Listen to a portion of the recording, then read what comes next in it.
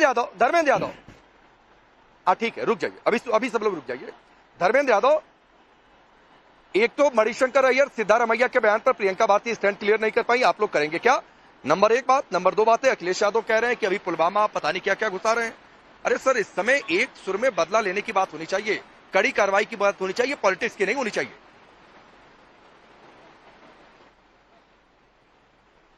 राकेश जी, मुझे पूरा उम्मीद है 22 मिनट तक मैं पूरे डिबेट को सुना हूं और किसी के बीच में मैंने एक शब्द भी नहीं बोला है, तो मुझे उम्मीद है कि मुझे बात अपनी रखनी दी जाएगी। भारतीय जनता पार्टी कूटनीतिक तरीके से और रणनीतिक तरीके से पूरी तरह से आतंकवाद के खिलाफ फेल हुई है, इसमें कोई दो राय नहीं है। ये बात आप भी जानते हैं, मैं भी जानता हूं, आप नहीं बोलेंगे लेकिन मैं बोलूंगा। जब जम्मू कश्मीर के अंदर पुलिस आतंकवादी को पकड़ती है नहीं, मैं नहीं जानता हूं सर, आप अपनी जानकारी अपने तक निकल जाता है, तो इसका मतलब भारतीय जनता पार्टी के लोग इसमें सब आप नहीं जानते हो, मैं जानता हूं, आप उसको बोलेंगे भी नहीं, जानेंगे भी तब भी नहीं बोलेंगे। अब 2014 में जब मोदी जी ने शपथ लिया, 2015 में नवाज शरीफ जी के घर पे चले गए प्रोटोकॉल तोड़ करके और उनका जन्मदिन मनाया और उनके पौत्र की शादी में शामिल हुए। लोग कह रहे थे कूटनीतिक तरीके से बहुत अच्छा काम हुआ, लेकिन उसके तुरंत बाद 2016 में पठानकोट का हमला हुआ जिसमें 7 जवान हमारे शहीद हो गए। इसका मतलब मोदी जी कूटनीतिक तरीके से फेल हो गए। उसके बाद 2016 में ही उरी में 17 जवान शहीद हो गए, तब भारतीय जनता पार्टी की मोदी सरकार उस पर नाकाम रही, नहीं रोक पाई, आतंकवाद नहीं रोक पाई, उसके बस का नहीं है रोकना। उरी हमला हुआ, 17 जवान शहीद हो गए 2016 में ही। उसके बाद 2017 में हिंदुओं को टारगेट किया गया और हिंदू श्रद्धालुओं पर आतंकवादियों ने हमला किया, 7 हिंदू वहां मारे गए और भारतीय जनता पार्टी हिंदुओं को बचाने में फेल हो गई पूरी तरह से। यह भी 2017 की बात है, 14 में शपथ लिए हैं, 15 बीता, 16 बीता, 17 बीता, 17 में आकर के चौथा हमला हो गया। उसके बाद 2017 में ही 2017 में राजौरी के केरी सेक्टर में 4 जवान शहीद हो गए। यह भी आतंकवादी हमला था, भारतीय जनता पार्टी की सरकार उसको भी रोकने में फेल हो गई। इसके बाद 2019 में पुलवामा हुआ जिसमें 40 जवान शहीद हुए और 250 जवानों को एयरलिफ्ट न करने का फैसला लिया गया। नहीं, सुनिए, इंटेलिजेंस धर्मेंद्र जी एक मिनट पर आपने बोला, मुझे एक काउंटर है आतंकी हमला होना। अरे सुनिए ना, अगर आतंकी नहीं रुक प्रदीप जी 30 सेकंड दीजिए, आ रहा हूं, रिप्लाई करिएगा। अगर नहीं सुनिए सर, एक काउंटर है उसका रिप्लाई करिए। अगर आतंकी हमला कूटनीतिक तौर पर फेल होना सरकार के फेल होने की निशानी है, आतंकी हमला होना, उसके बाद के एक्शन की बात नहीं कर रहा हूं, तो क्या मुंबई टेरर अटैक के बाद आप मानेंगे कि पूरी तरीके से कांग्रेस की सरकार इतने सालों में फेल रही, हाँ या ना? बिल्कुल, उस टाइम से कांग्रेस का फेल्योर था, ये इंटेलिजेंस का फेल्योर था। आज भारतीय जनता पार्टी का फेल्योर है, इंटेलिजेंस का फेल्योर है और सिक्योरिटी लैप्सेज है। ये भारतीय जनता पार्टी मान ले, अगर भंडारी जी आपकी चैनल पे मान ले कि हमारी गलती थी और चूक उन्होंने बोला है, अब सुन लीजिए, बिल्कुल फेल्योर है, अब सुन लीजिए। उसके बाद 2019 में पुलवामा जब हमला हुआ, पुलवामा हमला हुआ और सेंसिटिव हाईवे था, सेंसिटिव हाईवे पे 2500 जवानों को बाई रोड भेजा गया एक काफिले में। दुनिया के किसी भी आप सैनिक जानकार को, आर्मी जानकार को पूछिएगा कि इस तरह का काम किसी भी देश में नहीं हुआ होगा जो भारतीय जनता पार्टी की सरकार में कर दिया गया और 40 जवानों को शहीद कर दिया गया। ठीक है प्रदीप भंडारी, रिप्लाई करिए धर्मेंद्र यादव को। ये गंभीरता है।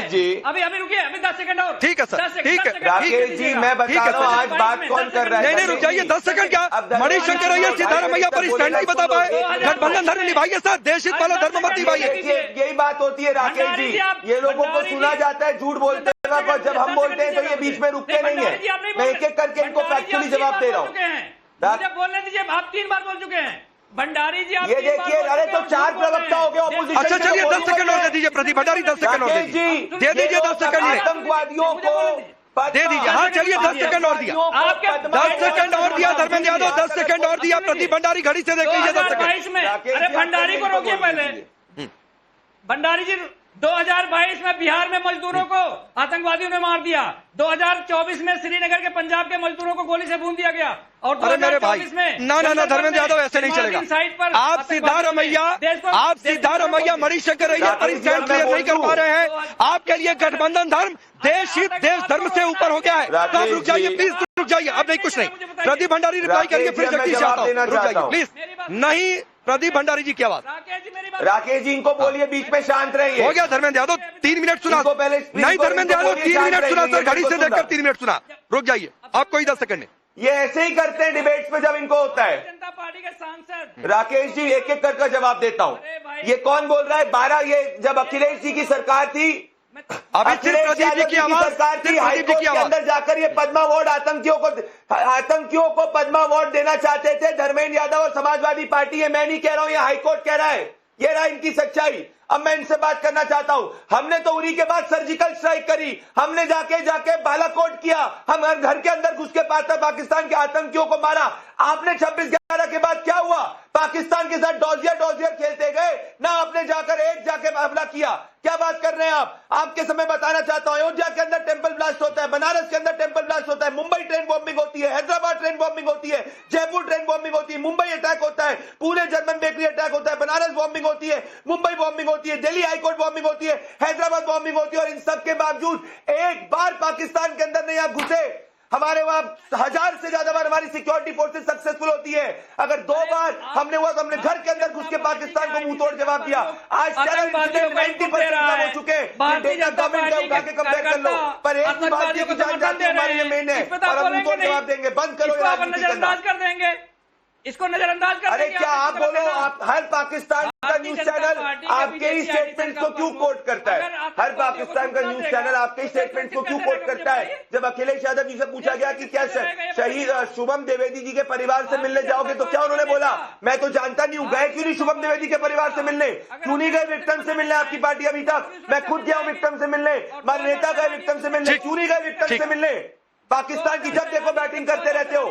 बोल नहीं सकते कि भारतीय हिंदुओं को मारा गया क्योंकि धर्म के आधार पर। ठीक इमरान ठीक है, मसूद को एक सुनो, मिनट प्रदीप भंडारी, तो खुद ठीक है, कांग्रेस ठीक का है। व्यक्ति जो कह रहा है 10 सेकंड मैं दे रहा हूं जगदीश जी आपको, 10 सेकंड दे रहा हूं जगदीश जी आपको। सर प्लीज ये प्रदीप भंडारी जगदीश जी 10 सेकंड दे रहा हूं, सिर्फ एक बात चाहिए मुझे।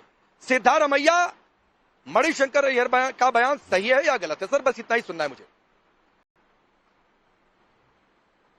बिल्कुल गलत है। अब मैं पूछ रहा हूं, भारत पूछ रहा कि मोदी जी लाल आंख दिखाएंगे या नहीं, बदला लेंगे या नहीं? बस ये बता दीजिए, भारत पूछ रहा है। अरे ये नहीं सुनना मुझे, ये नहीं सुनना मुझे। मणिशंकर अय्यर सिद्धारमैया का बयान सही है गलत, सिर्फ इतना सुनना है। बदला लोगे या नहीं? चलिए नहीं हो पाएगा आपसे। प्रदीप भंडारी एक आखिरी रिप्लाई। गलत नहीं हो पाएगा आपसे। सिर्फ प्रदीप भंडारी की आवाज होने और 30 सेकंड के लिए आखिरी बताइए। बदला लोगे या नहीं, ये देश को बताओ। राकेश जी, मैं आपके जरिए देश को आश्वस्त करना चाहता हूं, प्रधानमंत्री जी ने कहा है पाकिस्तान के आतंक के आकाओं को मुंहतोड़ जवाब मिलेगा। विपक्ष इसकी पाकिस्तान की बैटिंग करना बंद करे, गुड कॉप बैड कॉप खेलना बंद करे। कैसे मिलेगा, कहाँ मिलेगा, कब मिलेगा? या पहले की तरफ अरे तुमको थोड़ी बताएंगे जगदीश जी, आपको बताएंगे क्या जिससे पाकिस्तान को इन्फॉर्मेशन लीक कर दो? चलिए मैं सबको रोकता हूँ, इतना समय है। माफी के साथ प्रियंका जी नहीं आ पाऊंगा, ये चर्चा चलेगी। मान लिया आप लोगों का तर्क, आपका खंडन भी स्वीकार कर लिया कि टंग ट्विस्ट हो गया, लेकिन कम से कम सिद्धारमैया मणिशंकर अय्यर पर स्टैंड क्लियर करके जाती। कम से कम धर्मेंद्र यादव आप स्टैंड क्लियर कर देते।